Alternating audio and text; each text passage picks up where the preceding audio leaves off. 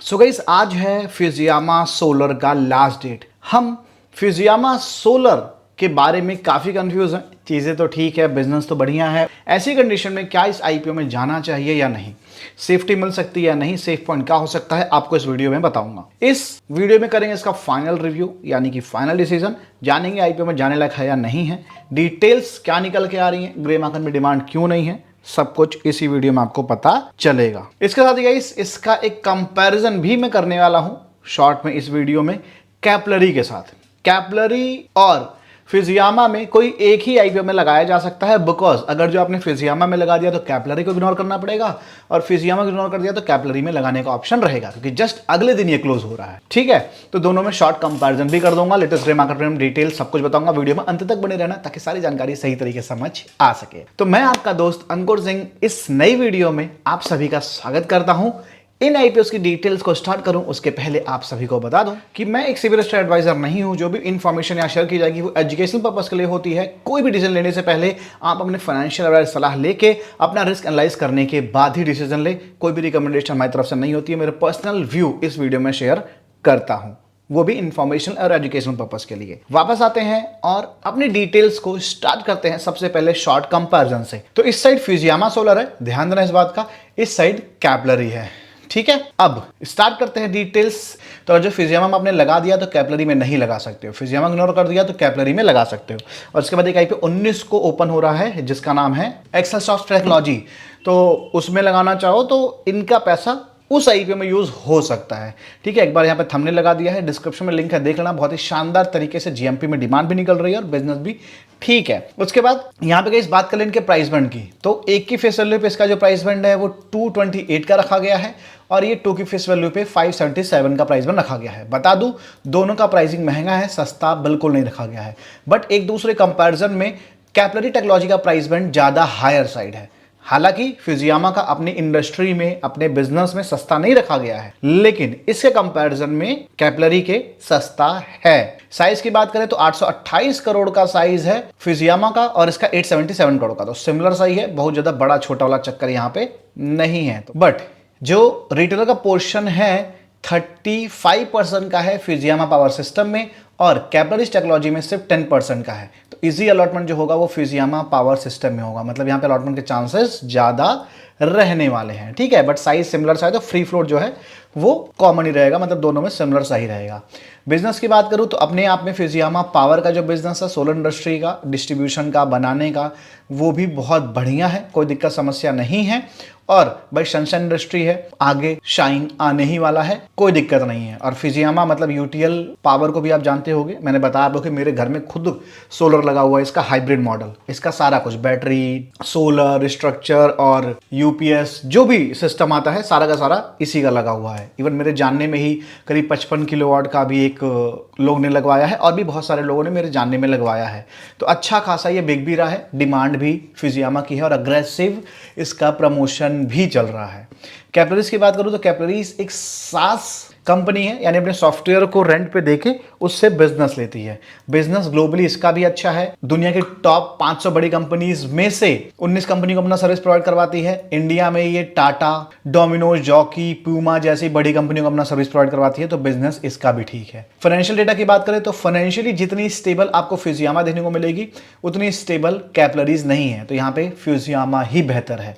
KPIs की बात करें, क्योंकि इसका यानी फिजियामा का फाइनेंशियल डेटा ठीक है, तो यहाँ पे आपको केपीआईज भी इसके ठीक नजर आएंगे, कंपेयर करें अगर जो हम कैपलरी से। लेकिन कैपलरी का जो डेथ है ना वो कम है, बहुत कम है। इसका जो डेट है, जो बोरोइंग है वो ज़्यादा है, ये एक थोड़ी सी समस्या है। लेकिन देख सकते हो पैट मार्जिन की बात करें या दूसरी चीज़ों की बात करें तो बेहतर नजर आ रहा है। कंपनी जिस वैल्यूएशन पे लेके आई है अपना आईपीओ, अगर जो बात करें कैपलरी की, तो अपने अर्निंग के 7.5 गुना वैल्यूएशन मांग रही है, 7.5x अप्रोक्सीमेटली। और यहीं पे इसकी बात करें यानी कि फिजियामा की, तो ये 4.5x मांग रही है, तो कहीं ना कहीं इससे सस्ती नजर आ रही है। और सेम यही चीज पीयर कंपैरिजन में भी आपको देखने को मिलेगा। अब बात आती है इन दोनों में, ओवरऑल सिनेरियो में बेहतर तो कंपनी फिजियामा ही नजर आ रही है, मतलब फिजियामा ही नंबर 1 पे है इन दोनों कंपैरिजन में, अगर जो चीजों को बेहतर तरीके से देखे तो। बट सब्सक्रिप्शन वाइज देखा जाए सिमिलर सा ही साइज है, 40-50 करोड़ का अंतर है। ये देख सकते हो 0.37 टाइम हो चुका है, जबकि इसका डे 2 है। और अगर जो यहीं पे हम फिजियामा जो कि इस साइड है इसकी बात करें तो 0.44 टाइम डे 2 की क्लोजिंग तक होता हुआ दिखा था।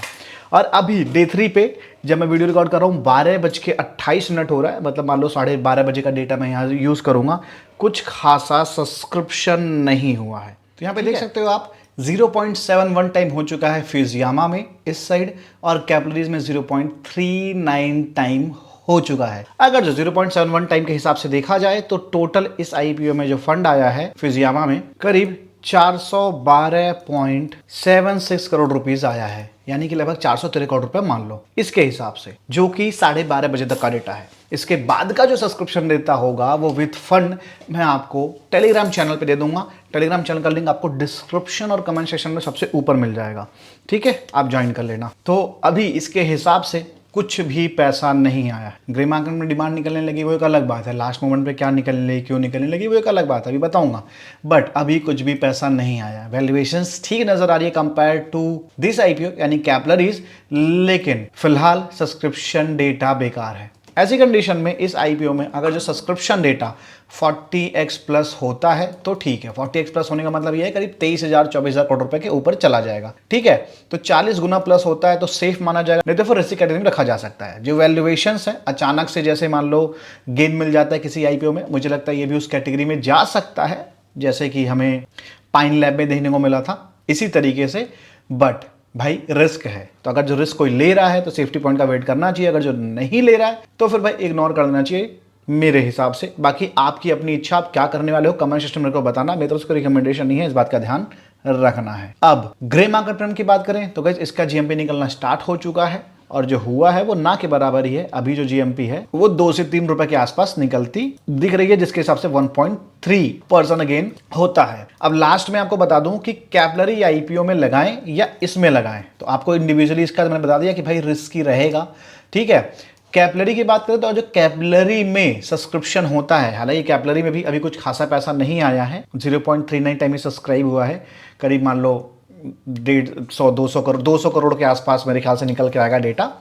तो यहां भी कुछ पैसा नहीं आया, तो इसको भी लास्ट डेट डिसीजन लेंगे। इन दोनों कंपैरिजन में अगर जो देखा जाए तो थोड़ा सा बेहतर तो यही लग रहा है, यानी कि फिजियामा पावर सिस्टम ही लग रहा है। कैपिलरीज नंबर 2 पे लग रहा है। आपके पास अगर जो 1 लॉट का पैसा है, 2 लॉट का पैसा है, इसका मतलब आप रिस्क लेना नहीं चाहोगे तो आप दोनों को इग्नोर कर सकते हो। अगर जो रिस्क लेना चाहते हो तो सुटेबल की बात की जाए, क्योंकि अलॉटमेंट के चांसेस भी इजी इसमें रहेंगे। और जो सब्सक्रिप्शन हो जाता है तो फिजियामा पावर में रिस्क लेना चाहिए, सब्सक्रिप्शन नहीं होता है तो फिर इग्नोर कर देना चाहिए, और फिर वो जो रिस्क है वो कैपिलरीज टेक्नोलॉजी में देख लिया जाए कि लेना है या नहीं लेना। लास्ट डे पे मैं एक फाइनल डिसीजन वीडियो और डाल दूंगा, ठीक है। आई होप आपके डाउट क्लियर हो चुके होंगे। अब बात करें फिजियामा के ग्रे मार्केट रिम की, तो गाइस जब वीडियो रिकॉर्ड कर रहा हूं इसका जो जीएमपी है वो हमें 35-36 रुपीस के आसपास निकलता दिख रहा है, जिसके हिसाब से नियरली 6% की एक्सपेक्टेड लिस्टिंग बता रहा है। लेकिन इसके हिसाब से मतलब जीएमपी के हिसाब से कुछ नहीं होता है भाई, जो भी है मार्केट के ऊपर डिपेंड करता है, बिजनेस के ऊपर डिपेंड करता है। जीएमपी के भरोसे आईपीओ कभी ना लगाएं, इस बात का ध्यान रखें, और अपनी रिस्क एनालाइज करने के बाद ही कोई भी डिसीजन बनाए। हमारी तरफ से कोई रिकमेंडेशन नहीं है, इस बात का भी ध्यान रखें। कमेंट सेक्शन डिस्क्रिप्शन में आपको लिंक मिल जाएगा, टेलीग्राम का ज्वाइन कर लें, और वीडियो का भी वीडियो जरूर देख लेना जो रिव्यू की वीडियो मैंने बताई है। मिलता है अगली वीडियो में, टेक केयर।